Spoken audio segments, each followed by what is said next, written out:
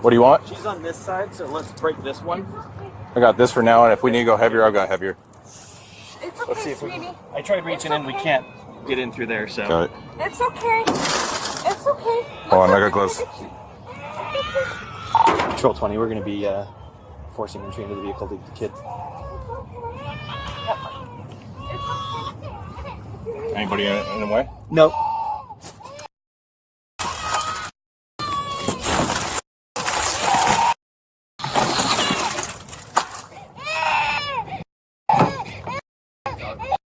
Do we have 904? Yeah. No, they're not rolling yet. Hi, baby. She's drooling. For many viewers, the most shocking part of this story isn't what officers found inside the vehicle. It's what they didn't find. There was no running air conditioner, no cracked window, no responsible adult standing nearby. Just a small child trapped inside a sealed vehicle on a hot afternoon. What makes these cases especially dangerous is how quickly conditions change inside a parked car. Even when outside temperatures feel manageable, the interior of a vehicle acts like a greenhouse. Heat becomes trapped, air circulation stops. Temperatures climb rapidly.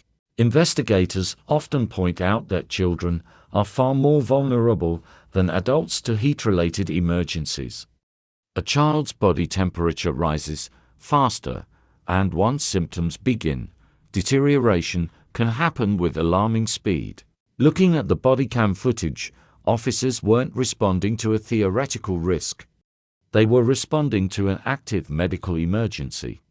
The child's crying, visible distress, and physical condition all suggested that every minute mattered.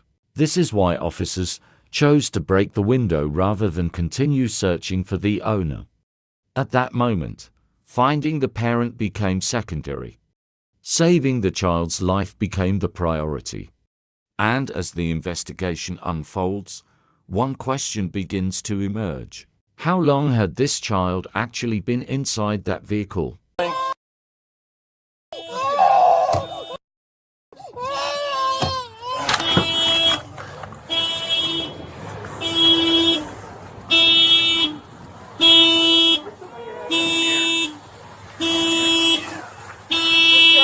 No, I got it. We can go inside Barrows, and then there's ice in there. I'll hang out with the car. Okay. I'm gonna. They have a walk-in if you need a rapidly cooler. Control 20, I'm gonna take the juvenile over to Barrows to get her cooled off. Yeah, she's all right. We're just gonna get some air conditioning for a minute, right? Yeah? You doing better now? Mommy, we're gonna find mommy, okay?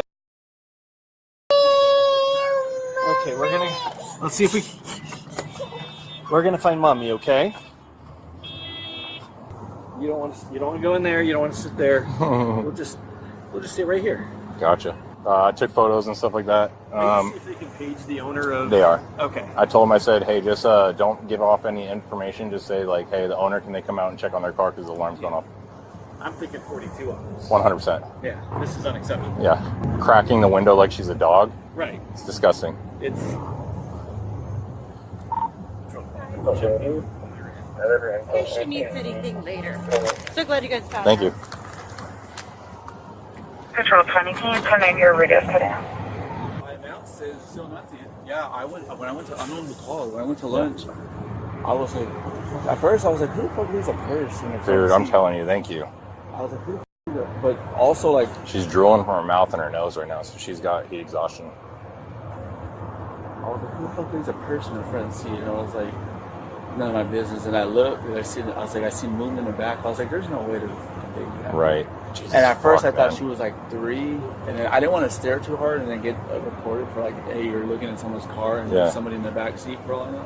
But then I realized it was off. Do you mind if I get your information, dude? Yeah. You're going to be a really good witness on this. I'm assuming it's this lady up here walking over here. It's dramatic. Oh, At this stage of the incident, officers still don't know who owns the vehicle. But experienced investigators are already gathering evidence. One of the first things they will eventually need to establish is time. Not emotion, not excuses. Time. How long was the child left unattended? Because in cases involving child endangerment, the timeline often becomes one of the most important pieces of evidence. Witness statements can provide estimates. Store surveillance can confirm movements. Receipts can show purchase times. Even cell phone records can help reconstruct events.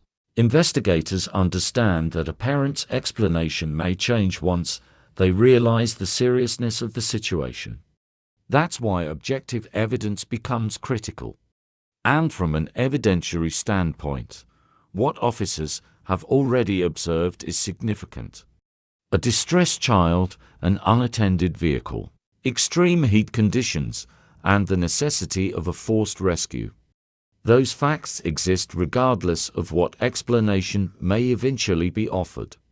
What investigators are trying to determine now is whether this was a brief lapse in judgment or something far more serious. The answer will depend on what the evidence reveals in the minutes ahead. Car? The black car? Is it a black Honda, your car? With the little girl in the back? I don't know. With your girl in the back seat? Yes. Okay. Go ahead and push your hands behind your back. You're under arrest. Child endangerment. It's way too hot. It's irresponsible. Patrol 20, we found the owner. Show us with a 42. Is there somebody we can call that can be responsible for her so we don't have to turn her over to DCS? Yeah. Okay. Someone sober that can drive and not going to leave her in a car.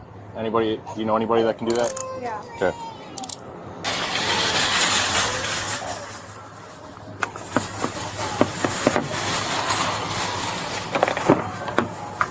Go ahead and face the car real quick. Okay. There you go, for your pockets and everything. Can you call my daughter? Can you what? Call my daughter to pick her up? Yep. Can I get her number? Yep. We'll call everybody in just a second. Let me get everything out of your pockets. We'll sit you in the car, turn on the AC, and then we'll make some phone calls. Okay. All right. Go ahead and face the car.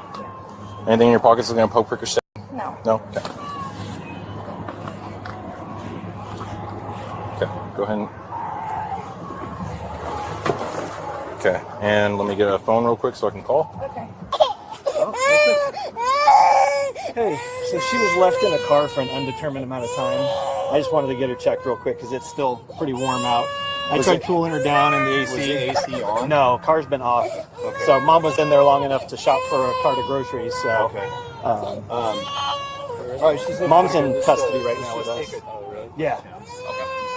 Because of what happened? Yeah. It's okay.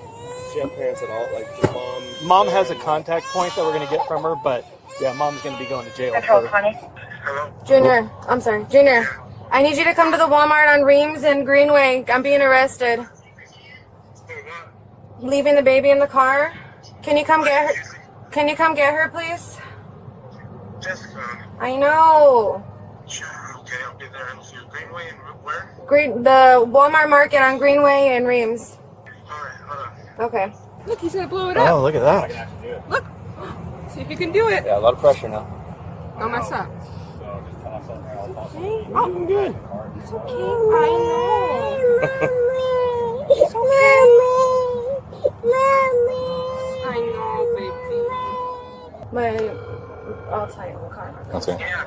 Hey, this is Officer Holian with Surprise Police Department. If you wish to know anything about your daughter or anything like that, you can also give us a call at our non-emergency number and ask to speak to Officer Holian, and I can give you the updates on that. Okay, so my daughter's going with her brother, right? So it's just the daughter, but she's going to be going with brother, yeah. Okay, and then, so anything about her, well, how does that work? She's going to... Cases like this often generate intense public debate. Some viewers argue that parents can make mistakes. Others believe there is never an acceptable reason to leave a child alone in a vehicle. But investigators are trained to separate emotion from evidence. The central question isn't whether the parent intended harm. It's whether the child's safety was placed at unreasonable risk. In many child endangerment investigations, prosecutors don't need to prove malicious intent. They focus on the decisions that were made and the foreseeable consequences of those decisions. Could a reasonable person predict the danger? Could the risk have been avoided? Was the child incapable of protecting themselves? Those are the questions that matter. Looking at the circumstances here, officers observed a child who required rescue, a vehicle exposed to dangerous heat, and a situation serious enough to prompt immediate intervention. Whether the parent believed the child would be fine is ultimately less important than what actually occurred. Because when investigators reconstruct events, they focus on outcomes, evidence, and risk, not assumptions, and the evidence in this case is continuing to grow. She'll be probably released on own recognizance later, probably with a court date and stuff, so she probably won't even need to be bailed, but she will need a car to pick her up. Okay, sounds good. All right? Her vehicle is there any towing here? What's going on? No, it's private property, so we're going to turn the keys over to brother if he's here and stuff. We did break the back window and stuff, but the kid is being checked out by fire now. She seems to be okay. She's a little bit dehydrated and a little bit exhausted from the heat, but she should be all right. Okay, thank you. Yep, bye. Everybody's calling now, but they can all figure it out later. Okay. Mind if I ask her? Yeah, go for it. Yep. Hi, ma'am. What's her, All right, so to make it easier on the jail, we'll just take these two and leave everything, including everything that you just bought, inside the car for your brother. Okay. That works? Yeah, Cool. thank you. I appreciate it. Yep. She was in there for a while. Quite a bit of shopping. Hey, do you guys mind getting a timestamp of when she entered? Yeah, I'll go look right now. Cool. Thank you. Did this Jordan kid give an ETA? No. I'll give them a call back. Okay. I'm getting them. They're going to get a timestamp right now for when she entered the store, so we have a time delay. Okay. No water or anything like that for her in there? Nothing. Okay. So what we're going to do, since it's going to be 10 to 15 minutes, we're going to leave the car with all the belongings here. We're going to secure it. We'll bring the keys and the baby to the Surprise Police Department just down the road because we need to get this baby into some air condition. Okay? Surprise Police Department? Yep, so come to the Surprise Police Department. You can pick up a baby and the keys, and then you can go back to Walmart and get the rest of the stuff, okay? Okay, we'll do. Okay. What about the car seat? How does that work? Because he doesn't have a car seat. Yeah, we'll either borrow a car seat or we'll take that one out and give it to him or something like that. Okay. Nope, you did everything right, man. But Appreciate yeah, I don't you. know if you need the timestamp or nothing, but it was 12:29. 12:29 is when she came in. By this point, investigators have assembled the essential pieces of the puzzle. Witnesses observed a child alone inside a locked vehicle. Officers documented the rescue. Medical personnel evaluated the child's condition. And surveillance footage established a timeline that could be independently verified. Taken individually, each piece of evidence tells only part of the story. Together, they create a much clearer picture. This is why modern investigations rely on multiple sources rather than a single witness or statement. Surveillance footage confirms movement. Witnesses establish observations, officers document actions. Medical evaluations measure impact. When all of those elements align, investigators gain confidence in their conclusions. Perhaps the most important fact in this case is that the outcome could have been very different. Had a passerby not noticed the child? Had officers arrived a few minutes later? Had the heat continued to rise... This story might have ended as a fatality investigation rather than a rescue. Instead, because multiple people acted quickly, a child survived. And now the legal system will determine whether the evidence supports the criminal charges that followed. That decision belongs to the courts, but the events that led to it were captured in real time for everyone to see. The store? Okay. But when she walked, and I caught her, the cameras caught her going in.